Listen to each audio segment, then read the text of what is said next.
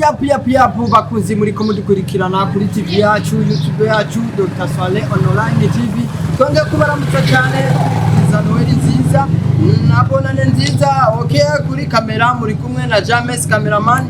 Ku majwi naho ni jewe sinigera nanirwa bamamagara Yakobo. Okay, biracari mu burambe. Okay, hano tukaba dufise umutumire wacu Dr. wacu Swaleh. Okay, akaba yivuje yuko yo teramana natwe adutera inkuru atubwira bimwe mu bintu byoba atubikiye nka surprise kuno munsi wa Noheli na Bonane. Okay, Dr. Swaleh hari abafanzi barifuza indamukanyo ivuyi wawe. Naam, assalamu alaykum wa rahmatullahi wa barakatuh.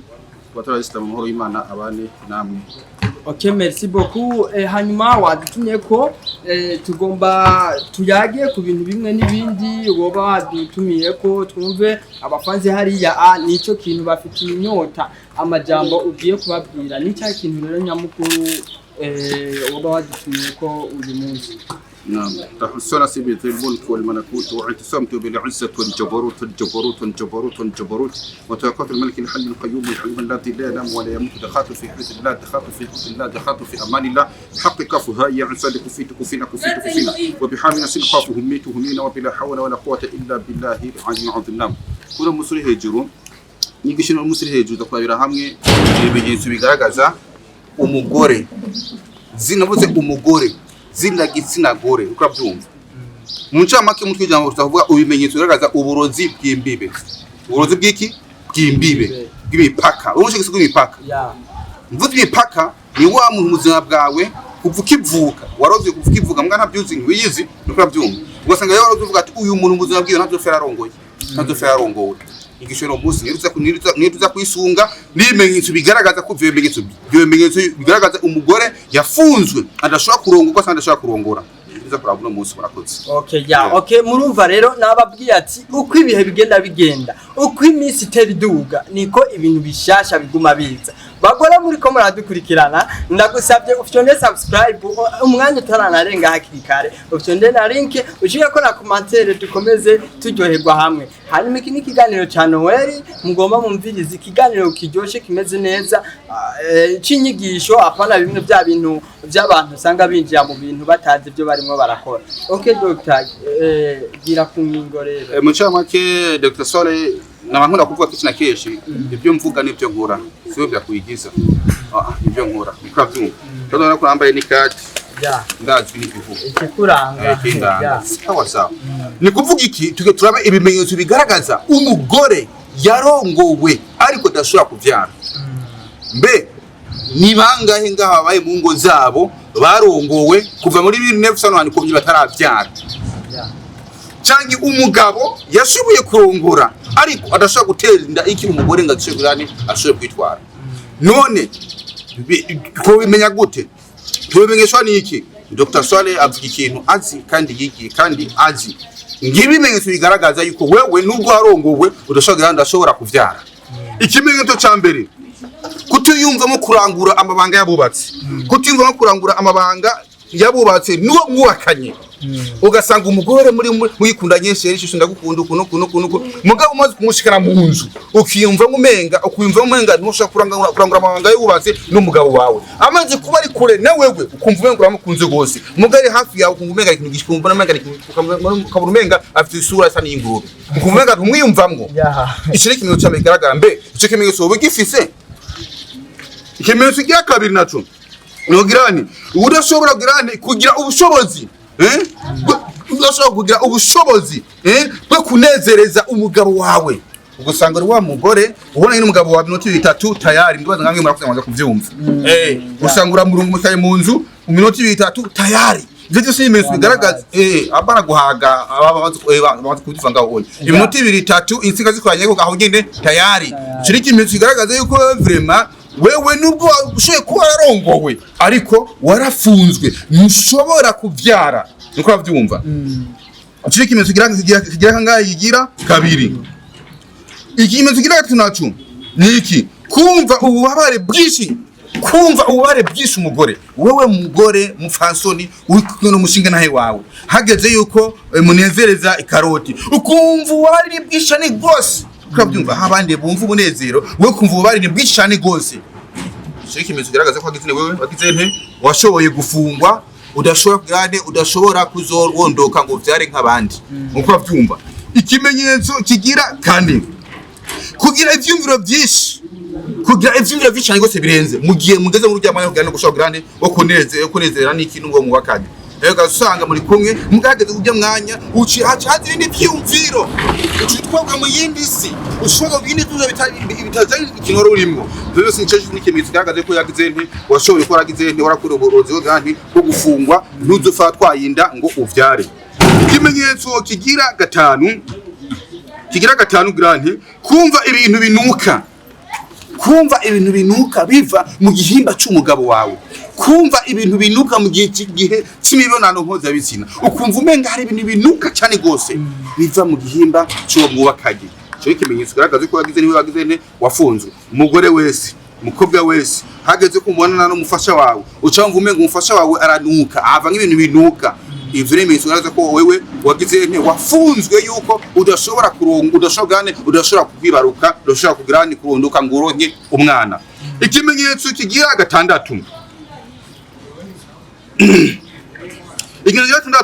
kugira ishavu rirenze cyane mu gihe muko murarangura amabanga yagize nti yabubakanye ukuvuga urakaye gusi kumvira sabwe cyane gose n'umwanya w'umunezero mugabo ahindutse ishari n'inzigo n'umubabaro. Gire ibintu bigaragaza ko wagize ni wewe wafunze udashobora kuronka ikibondo nk'abandi. Ni kuvuga ikiyo muzamba bwa gose ngaha kwinosi umugongo wa ntago uzo kugirane uheka ikibondo mu mugongo. Kandi nakubwira yuko niyo umugabo akurongoye kugira ngo mubande abakenera ko murondoka kugira ngo mugwize umuryango. Mugihe udashaka kurondoka rero biragoye gusugira ngo umushogirane ushobora kubana n'umushinga nahe wawe. Kizungu kirenze cyane mu gihe muko murarangura amabanga yabubaze n'umufasha wawe. Ikimenyetso cy'umunani gushavura mu gihe wumvise ko umugabo wawe ashaka ko mugirane mubonana, kumva yuko umufasha wawe akeneye ko mubonana ukatushavura cyane gose. Cyo ni ikimenyetso cyaka ngahe cy'umunani. Ikimenyetso cy'icenda ni kugirane kuva amazi menshi cyane mu gihimba cyawe cirondoka. Kuva amazi menshi cyane mu gihimba cyawe cirondoka. Kandi akaba ari amazi adasanzwe. Kandi akaba ari amazi anuka cyane. Icyo ni ikimenyetso kigaragaza ko yagize nti wakoye uburozi bwo gufungwa. Warongwe mugabo wararozwe ntabwo uzopfa arahetse muhehe mu mugongo. Kwa Dr. Swaleh muzumenya byinshi. Ikimenyetso cy'icumi kumva umunuko ukaze cyane uvuye mu gihimba cyawe cirondoka. Kumva umunuko ukaze cyane waragupimije infection waramwe bineza infection ngara kingihinduka hageze mu gihe cyo kubonana n'umufasha wawe ukacanga umunuka cyane gose uvuye mu gihimba cyawe cirondoka. Cyo ni ikimenyetso kigaragaza ko yagize nti wewe mugore nkumi warongowe ariko ngo warongowe warafunzwe ntushaka kuvyara mpaka ari kugiye kubona nande na Dr. Swaleh. Ikimenyetso cy'icumi ni kugira nti kubyimba mu bihimba vy'irondoka kugira mu bihimba vy'irondoka no kugira nti no gushavura igihe ubonanye n'iki n'umugabo wawe. Kuvyimba cyane mu bihimba vy'irondoka no gushavura cyane mu gihe mu gihe ubonanye n'iki n'umufasha wawe. Ikimenyetso cya 12 kwiyumvamo kurangura amabanga yabubatse igihe kirekire gose ukumva umugabo umwe ntashaka gukwira. Ukumva umugabo wawe umwe ntiyogukwira ukumva umenga buri mwanya ukeneye ugane ushobora kurangura amabanga yabubatse ugasanga mbere bateye umugabo wawe ugiye hanze kuza gusambana n'abandi bahungu. Cyo ni ikimenyetso kigaragaza ko agize nte umugore wa nubwo amurongoye yarafunzwe ntashobora kuvyara ntashobora guheka umugongo. Ikimenyetso cya 13 kudashobora kuryama ku gitanda kimwe kudashobora kuryama hamwe n'umugabo wawe umuntu wese ukwanyumviriza ukabuzi yuko ufise umufasha wawe waramurongo magira Mariana mugabo tusanga kugeza kino gihe kugeza no mari no saha muryama ku buriri utandukanye umugabo ajyama kuri wiwe umugore akajyama kuri wiwe birashuka sanga igitanda kimwe usanga mujyama muzungu wa ine umugabo ajyama ameze uko umugore ajyama ameze ukuwonya cyo kimezo kigaragaza yuko wewe warozwe uburozi bwo kugira ngo kutavyara manake basema nuburozi bw'imbibe imbibe zawe uzorongwa gusa uzone mugabo ntuzovyara ikimenyetso cya 14 kurira cyane ata mpamvu n'imwe bivuye kurira cyane ata mpamvu n'imwe bivuye ku mugihe mukograne mugihe muko murabona ndiki numufasha wawe tanukari neza hari impamvu yo kuba wumvise umunezero mwinshi gose no kurata mpamvu nimwe bivuye ko we na munezero uri kurumva abo kugirana uko wumva umubabaro turi kwitwa yagaze ko agizeni washoboye kurogwa udashaka kuzofagize ni warose umwana ngo heke umwana hehe uheke umwana mu mugongo ivyo nje bimenyetso garagaza umuntu agizene umuntu yarozwe kugira ngo ntazokwigira heke umwana mu mugongo nteganze ko kwamiviriza mvuze uburozi mvuze ibimenyetso by'uwarozwe ibimenyetso n'ibyinshi gose ariko ikintu navuga ni ibimenyetso bigaragaza umugore wese inkumi yose wagira ubuntu karongo gukubaka ukabaye mu rugo rwawe uramaze umwaka umwe 2 3 4 5 6 nta nikoroka uronka ibimenyetso bigaragaza ko agizene wakora uburozi bwo girane bwo kutavyara ikimenyetso 16 kuva amaraso menshi cyane kuja mu bihe byawe bitavanako ukava amaraso menshi cyane kandi ukamara nk'iminsi irenga 10 uje mu bihe byawe uje mu butinyanka mugabo ntuveyo maze kuja mu butinyanka ukarenza iminsi 7 akaja ku munsi wa 10 turebe turaza kwagize nti wakore uburozi bw'igirwe gante bwo gufungwa none wewe umugore uri kuranyumviriza namburi ngamu kino gihugu cy'u Burundi uri hanze igihugu cy'u Burundi mbe ivyo bimenyetso kumata kutundagura mbe nta nayo tatubufise yo nta nayo tatubufisemo mbe namba ubifise mbe ubona hakenewe iki chakata tunacho mbe uwimangiye kingana gute mbe uriyumva ngo neza umunezero wo kubaka urugo uzoronka gute mu gihe udaheka umugongo deke kibondo mu mugongo nubwo umugabo bagukunda akabwata ntaco bitwaye mugabo biduhina nibaze yuko hari gihe bikwaza kubona abandi bahetse mugabo ntuheke bitandukanye neza rero haji Imana ifashigizeni ifasha uwifashije sinzi ko cyo mwobaza je ngaho narangiye. Okay, merci beaucoup. Hanyuma Dr. ikintu twagomba kukubaza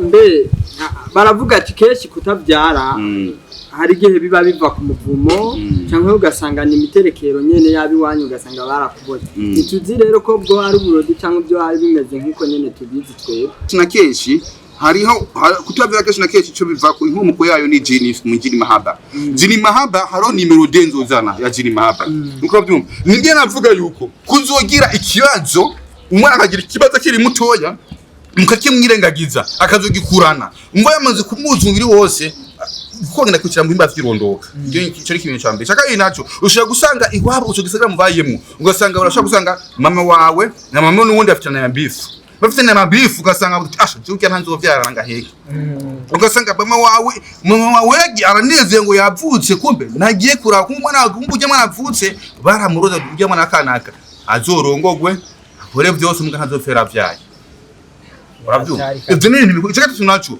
uje gusanga ari ibintu by'akaronda ko mu miryango ugasanga uvuze kinye ko nanda mu miryango n'amajini y'inzoka nikuvuga ikingire meze ngubundi muntu mukunda kurota inzoka nikuvuga ayo n'amajini yitwa imizimu y'amajini yo mu miryango cyangwa kabyumva niwe rota ubona inzoka zabaye nyinshi basumenye yuko yabijini cyagizente byabyaranye kandi kuvuga iki mumaze kuryama muri abantu batatu ngengana mukarota indoto inzoka nikuvuga umuryango mwese muzurota indoto inzoka nikuvuga rero uwo rero bya bintu akeneye asaba kugira ngo mubikore mutaye mukoreye acaza kugurana acaza umuryango waje sinzi ko antegereye neza. Okay Dr. Ivyo wavuze byose twagutegereye neza cyane n'abafanzi hari yandazi bariko baradukurikirana. Okay sawa byari byiza cyane kubuduhaye akakanya tukayaga abenshi muri bo hari ya andazi bariko bariyumvira mbe ibi bintu kabitubwiye mbe ako karandaje ko ndagafise no gakira gute byogenda gute okora ko dishane gose Dr. Swaleh niko kwasa ni hari kugira ngo ndabafashe hari ibintu bibiri ibintu byo mu miryango hari inzira zibiri turanze kuvyirukana hari inzira ya mbere bakubwira ngo ugende ngo tirekere ngo gende bafite kwabuze umushongera bijya abantu bikore bijya n'uburozi mu bundi ubugiye kugane ko bahayiriza karibu inzira ya 20 kubegeza inyuma harinze kubegeza inyuma ukabirukana kabisa twasine tubikora cyamuka nabiyice bakagenda. Okay, murumvise arafise ukuntu wewe abikora afise ukuntu aswegeza inyuma iyo mizimu. Dr. cyambere cyo reka dushimira Imana yabashije kukuzana ngaha ni wacu mu gihugu cyacu kubera utunganya ibintu by'abantu benshi urashimirwa cyane gose. Hanyuma okay, bakunze mudukurikirana Dr. Kaze muhiri wiwe binabaye ngombwa kuri simu yiwe murayibona ngaho wahonye naho munsi murayibona inomero yiwe ni ya yindi nyene mu telefone mu mubwira ukuntu bimyaze hanyuma mvugane nabyo nta bintu byinshi kuva Imana yaramutuzaniye nta bintu birenzeko. Hanyuma Dr. ni cyayi kintu cyanyuma ubwira abafanzi bawe hari abariko baradukurikirana icyo bangeza kumvuga ubucaha nzoza mvuga ibimenyetso bigaragaza umuntu yakorewe uburozi bwo gutwagwa umushatsi. Ibimenyetso bigaragaza umuntu yarozwe bamwabuye umushatsi nibiye nibyo nza kuvuga ibyo nzovuga. Bakunze mudukurikirana twarababwiye ntitwigera tunanirwa ntituzana bya biganiro ngo bapfuye indagara ngo bapfuye amasafuriya oya twebwe dufise ibiganiro byigisha bya biganiro byingira kamaro bya bindi ushobora kumva ukavuga ati jewe hari ikintu ngaho kimfashe rero ikintu nagomba ndabwire mudukurikirane cyane tunasaba support ivuye mu maboko yanyu ivuye mu ntuze mu byumviro byanyu muzoba mukoze. Hanyuma yari Dr. Swaleh Online TV mwariko mukurikirana ko inyuma ya kamera ni James cameraman ntiyigera nanirwa umukameraman ari karabizamwe neza cyane ku sauti muriko murumva ni jewe Yakobo